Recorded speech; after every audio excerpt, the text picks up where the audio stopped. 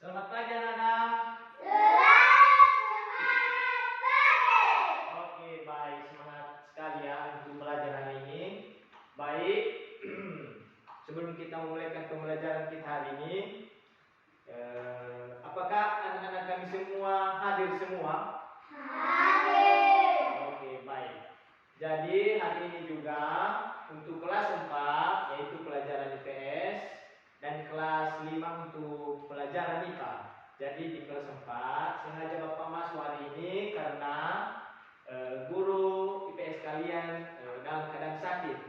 Jadi Bapak melakukan yang namanya pembelajaran kelas rangka hari ini di kelas 5. Jadi untuk materi pembelajaran kita khusus untuk kelas 4 yaitu materinya yaitu IPS dengan materi mengenal sumber daya alam. Ini materi untuk kelas 4 yaitu mengenal sumber daya alam. Nah, tujuan pembelajaran kita hari ini untuk kelas 4 dengan materi mengenal sumber daya alam yaitu siswa atau anak-anak kami dapat menjelaskan perkembangan teknologi, produksi, dan transportasi. Terus tujuan yang kedua yaitu siswa atau anak-anak kami dapat mengidentifikasikan dampak dari perkembangan teknologi. Nah, jadi itu tujuan untuk pembelajaran IPS di materi mengenal sumber daya alam khusus kelas 4.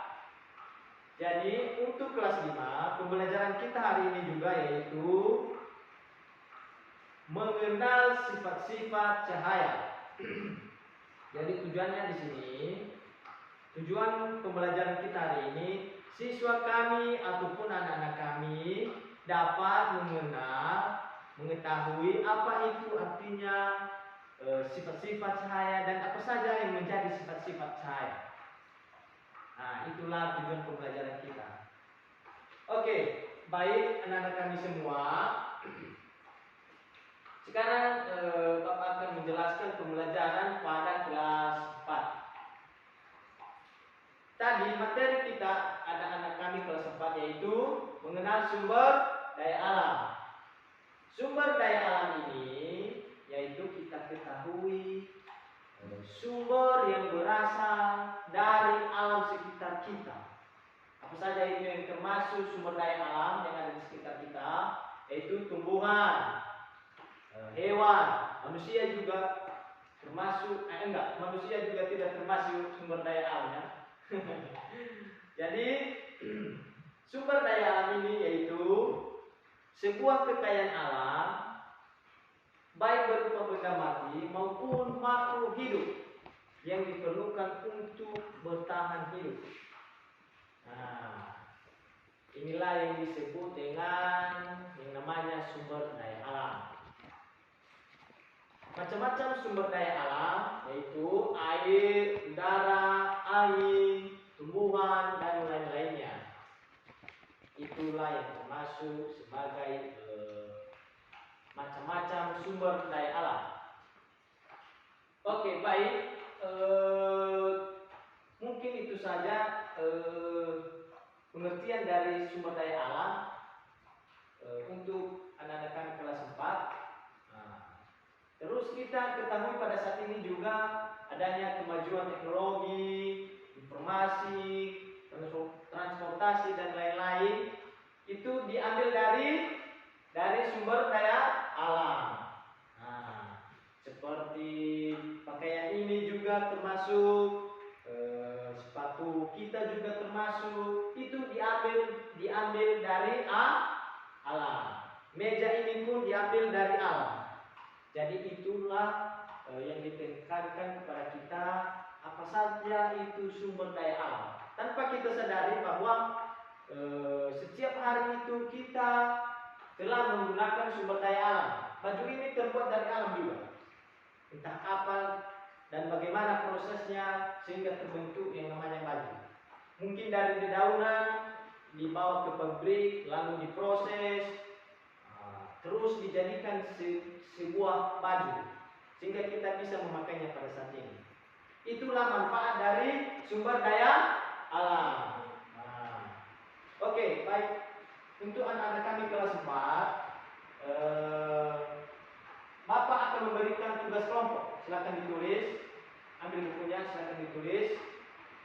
Tugas kelompoknya yaitu masing-masing kelompok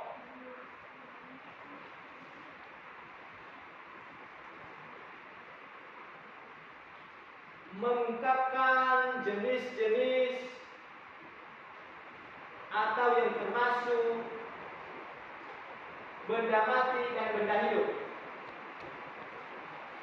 Oke, jadi Bapak akan beri waktu untuk mengerjakannya. Tolong dikerjakan dengan baik bersama dengan kelompoknya. Baik, untuk kelas 5,